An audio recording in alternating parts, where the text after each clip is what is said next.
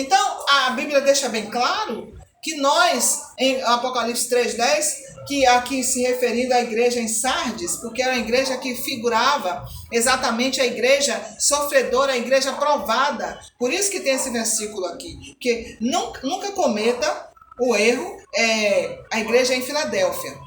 Nunca cometa o erro de ver apenas um versículo, tá? Você tem que saber o contexto. E aqui na carta à igreja em Filadélfia, a igreja em Filadélfia era o que? A igreja da porta aberta. E é que prefigura justamente a igreja de Cristo. A igreja que será arrebatada, a igreja que terá a sua redenção. Aleluias! Então, quando a tribulação vier, a igreja não terá mais lugar aqui, segundo o que nós estamos falando aqui. Então, essa é a posição de Tim LaHaye. Então, ele diz, olha aqui o que diz, eu já li aqui, vou ler de novo.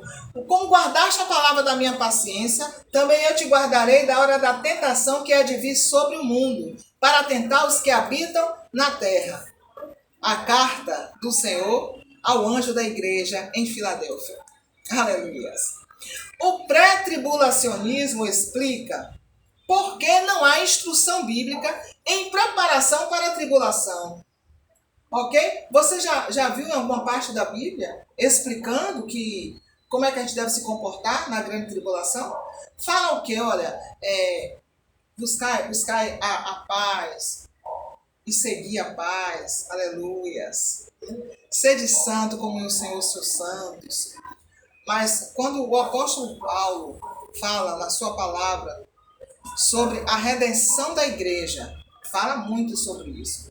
Segundo aos Tessalonicenses, como nós vimos ainda há pouco, ele diz o quê? Que o anticristo, que é o homem do pecado, o iníquo, ele surgirá. Mas enquanto aquele que resiste, aquele que resiste está, ele não pode se manifestar. Quero dizer a você que você deve observar a importância que você tem como igreja. Como igreja, você é importante para Deus. Jesus deu a sua vida por você. Não, pastora Marilene, ele deu a igreja pelo mundo, sim, ele deu a vida pelo mundo inteiro, sim, ele deu a vida pelo mundo inteiro. Mas eu estou me referindo já da consumação das coisas. A igreja formada. Então, é com a igreja que Deus tem compromisso. É com a igreja que Paulo fala lá e diz o seguinte, olha, 1 Coríntios capítulo 2, versículo 9. O que o olho não viu, o ouvido não ouviu e nem sequer subiu ao coração do homem, é o que Deus tem preparado para aqueles que o amam.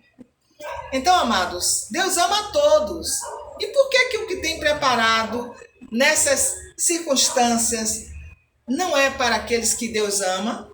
Porque Deus ama a todos. Jesus morreu por todos. Mas é simplesmente para aquele que assumiu esse amor de Deus e entregou a Ele a sua vida. E como igreja tem se portado neste mundo. Então, o nosso Deus, com certeza, não colocaria a sua igreja à prova além do que já foi provada. Aleluia. Você é igreja, você está sendo provado como igreja. Amém? Então, tanto Jesus Cristo quanto o apóstolo Paulo, sob a inspiração do Espírito Santo, prometeram aos crentes. 1 Tessalonicenses, capítulo 1, versículo 10. Que eles seriam salvos da ira futura. 1 Tessalonicenses, capítulo 1, versículo 10. Vou ler aqui. Vamos lá? 1 Tessalonicenses, capítulo 1, versículo 10. Aleluias. Vamos lá, não é a segunda, é a 1 Tessalonicenses 1, 10. Vamos ver onde é que estamos. E para aguardardes dos céus o seu Filho, aleluias, a quem ele ressuscitou dentre os mortos, Jesus, que nos livra da ira vindoura. A ira vindoura é a tribulação. Amém? Mas, pastor, o que é tribulação? A tribulação é um período em que o anticristo reinará sobre a terra. É ele que vai reinar absoluto. Existem dois reinos. Será que o reino de Deus estaria presente junto com o reino das trevas? Não. Agora vai ser o momento do reino das trevas, porque o reino de Deus já vai estar nos céus. Aleluias! O reino de Deus já vai estar nos céus. Então, quando Jesus vier na sua segunda vinda, já com toda a igreja para vir, estabelecer o seu reino na terra, para vir trazendo os seus santos com ele, para julgar os que ficaram na terra. Então nós vemos o quê? Que a ira de Deus aí será terminada. Porque o povo, aquele povo que não quis saber de Deus, estará sendo julgado. Mas o anticristo, você já pensou? Deixa eu lhe falar uma coisa interessante. Não fique achando que ninguém vai sentir falta da gente, não. O mundo não vai sentir falta da igreja. A igreja saiu da terra e pensa que o mundo vai chorar a nossa falta? Não vai, não. Eles vão se sentir aliviados. Por quê, pastora Marilene? Porque quem resiste ao pecado, quem resiste à apostasia, quem resiste ao diabo e seus demônios é a igreja de Cristo. Enquanto a igreja estiver aqui, Satanás não pode reinar. E quando a igreja sair daqui, então ele vai reinar absoluto, mesmo que seja por pouco de tempo. Aí será a tribulação. A tribulação para quem? Para aqueles que não ouviram a palavra, que não obedeceram. Em outro momento nós vamos falar sobre se há ou não salvação na grande tribulação, depois da grande tribulação. Mas, pastora, você falou tribulação e grande tribulação. O que é isso aí? Olha, tem um livro no Velho Testamento de um profeta que eu gosto muito dele, eu gosto da Bíblia toda, mas esse profeta é um dos meus favoritos, que é o profeta Daniel. E ele fala todas as revelações que Deus deu a Daniel, tem um conchave específico em Apocalipse. Você já sabia disso? Claro que sabia. Porque Daniel fala sobre os dias, não é, que seriam dias de angústia sobre a terra, e são esses dias justamente que nós traduzimos, a Bíblia traduz como tribulação e grande tribulação. Por quê? É um período de 7 anos. Então, 3 anos e meio será uma tribulação. Uma tribulação, lutas terríveis e tudo mais, em que as pessoas passarão. Mas a partir dos outros, a segunda parte desses 7 anos, os últimos 3 anos e meio, serão terríveis. Porque até aqueles que adoraram a besta, até aqueles que aceitaram a marca, até aqueles que se fizeram discípulos, capachos, vamos dizer assim, até aqueles que se fizeram súditos do anticristo, sofrerão, porque eles descobrirão que o anticristo está agindo sobre a eficácia de Satanás e odeia toda a raça humana. Então até esses verão a que veio o anticristo. Essa é a grande tribulação. O último período de 3 anos e meio, de 2 períodos, que formam cerca de 7 anos. Ok? Muito bem.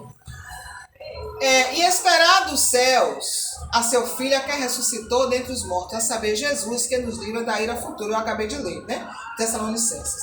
E guardados a hora da tentação que há de vir sobre todo mundo para tentar os que habitam na terra. Apocalipse 3:10 fala sobre isso. Olha, essa tentação ainda não aconteceu. Então, nós temos uma promessa incondicional de Jesus, de guardar os crentes desta tentação. É a promessa de Jesus, como nós lemos lá, 1 Tessalonicenses. Então, o que nós vimos aqui é o seguinte: Paulo fez essa mesma promessa em Romanos 5:9, 1 Tessalonicenses 5:9. Apocalipse 3:10 também fala sobre isso. Então, queridos, Romanos 5:9 diz assim, vou ler para vocês aqui, que eu tenho aqui, eu vou ler aqui, ó.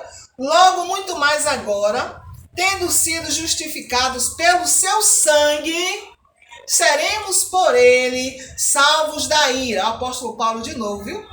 Dizendo aos poucos a revelação que ele teve do Senhor.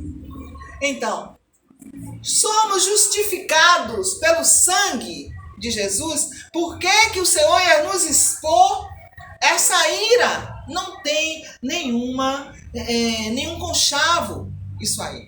Não tem nenhuma base lógica, vamos dizer assim. Esperar dos céus a seu Filho, a quem ressuscitou dentre os mortos, a saber, Jesus que nos livra da ira futura. Eu estou repetindo 1 Tessalonicenses 1:10. Ok? Então, o que nós entendemos sobre a tribulação e a grande tribulação e aí o papel da igreja, nós vemos que não tem base aqueles que, vamos dizer o seguinte, eu falei da primeira corrente, não é, da primeira visão, a primeira ótica do pré-tribulacionismo, que é aquela pessoa que acredita, né, que o arrebatamento será antes da tribulação e da grande tribulação. E até agora só expomos textos bíblicos que embasam essa ótica. Muito bem. Mas são 4 pontos de vista. O pós-tribulacionista, que afirma que a igreja passará por toda a tribulação. A posição semi-tribulacionista é aquela que diz que o arrebatamento será na metade, entre a tribulação e a grande tribulação. Ok? E o pré-tribulacionista acredita que a igreja não passará, é o que nós temos falado até agora. Não passará pelo nenhum momento da tribulação. E, finalmente, a posição do arrebatamento parcial. Aqueles que creem que os santificados serão levados antes da tribulação e que o restante da igreja passará pelo julgamento. Vamos analisar isso, gente. Vamos ver. A posição pré-tribulacionista, eu creio que seja correta. Tá? Eu creio que seja correta. Porém, como eu já disse, a intenção não é criar uma polêmica, ou responder comentários negativos. Não vou responder nada, porque a Bíblia, para mim, está dizendo tudo aqui. Então, o que eu preciso é expor a palavra. Amém? Primeiro de tudo, a própria natureza da tribulação impede que a igreja passe por qualquer fase dela. Por quê? Porque é tribulação, alô? É tribulação. Então, a igreja foi lavada, justificada pelo sangue de Jesus. Você já viu lá a parábola das bodas? Quem lembra da parábola das bodas? Está lá no livro de Lucas. Aleluias. Jesus expõe uma parábola, ele alça uma parábola em que o homem importante, convida os seus amigos, os seus contemporâneos, para poder estar com ele numa grande ceia. E todos se negam. Ninguém aceita. Comprou um campo e tem que experimentar. O outro casou, vai para as núpcias. O outro, então, enfim, foram várias desculpas e ninguém participou. De repente, ele diz, olha, agora vão lá e peguem os coxos, os aleijados, todos que vocês encontrarem. Segundo a promessa, segundo a escolha de Deus em relação ao povo de Israel, os gentios, que somos nós, não somos da raça hebraica, não somos da tribo de Israel.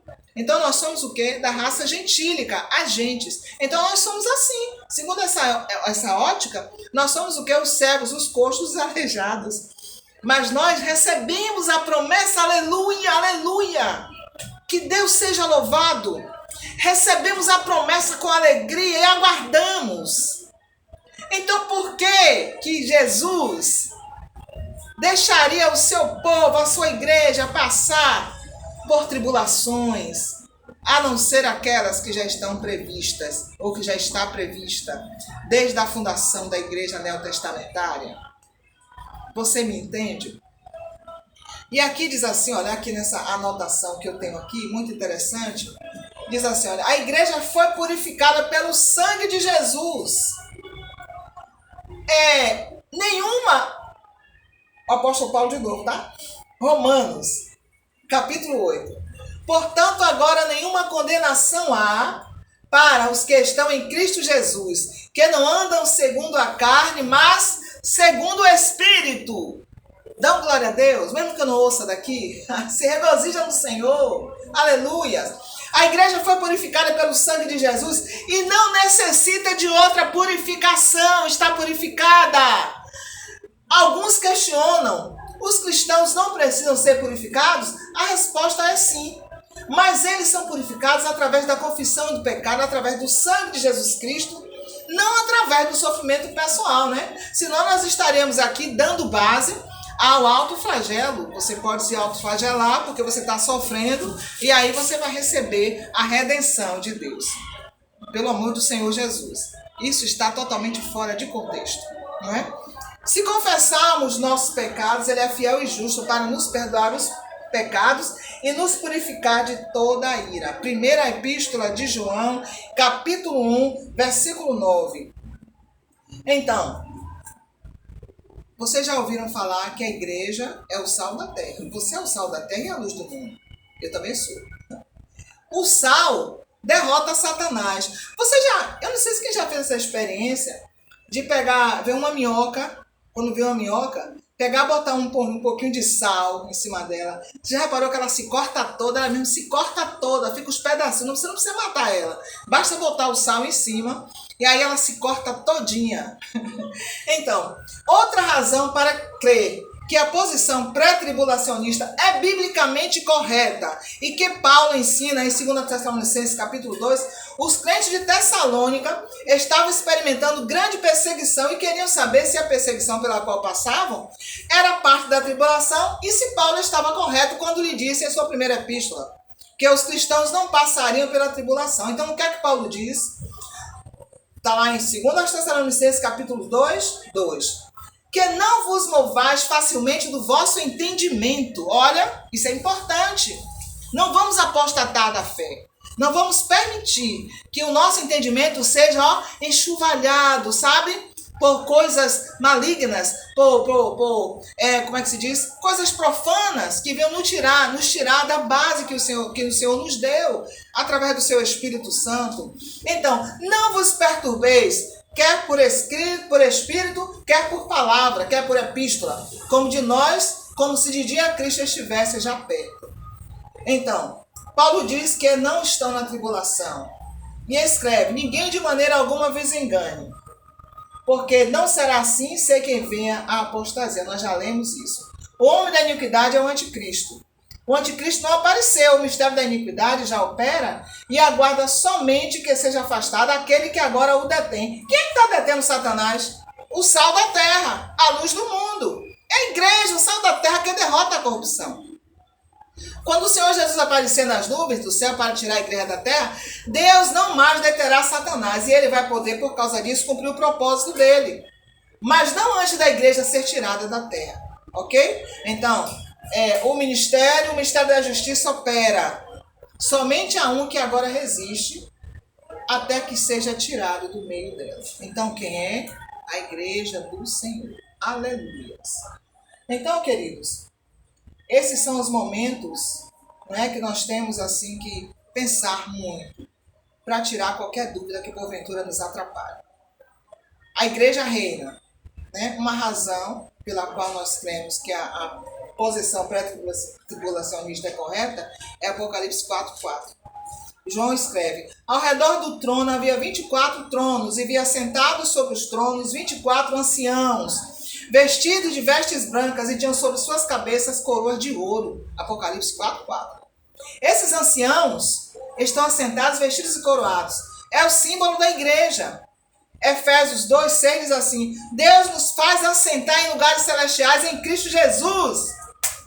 Apocalipse 19:8 diz, foi-lhe dado que se vestisse de linho fino, puro e resplandecente, porque o linho são a justiça dos santos.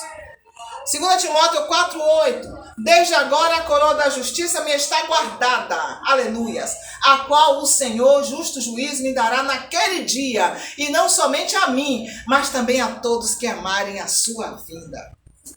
Então, quando a igreja será vista no céu em sua posição glorificada? Me diga aí. Será vista no início da tribulação que João descreve em Apocalipse 4:4. Aleluias. Apocalipse 4 até capítulo 19. Será vista no céu assentada, vestida e coroada. Dessa forma, o arrebatamento precederá, aleluias, a tribulação. A vingança sobre os ímpios, né? Está lá em 2 Tessalonicenses capítulo 1, do versículo 7 ao 8.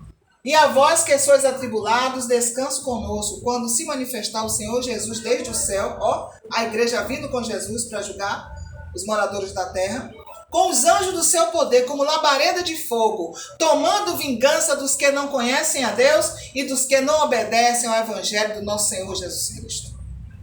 A ira de Deus durante a tribulação será derramada sobre aqueles que não conhecem a Deus.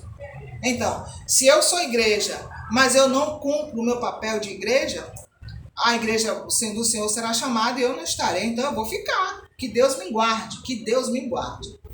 Ok? Então, Gênesis 19, 17 e 22 tem ainda uma boa mensagem. Né? Aqui eu vejo aqui também, quero só para nós finalizarmos, diz o seguinte: nós vemos que Deus sempre salva um povo de alguma coisa. Você vai ver que sempre a Bíblia é toda essa. Deus salvou Ló da destruição de Sodoma e Gomorra. E teve outras situações também na palavra de Deus, que Deus sempre salva. Deus está preparado para salvar. Eu quero só concluir com um pensamento aqui, ó, de Hélio.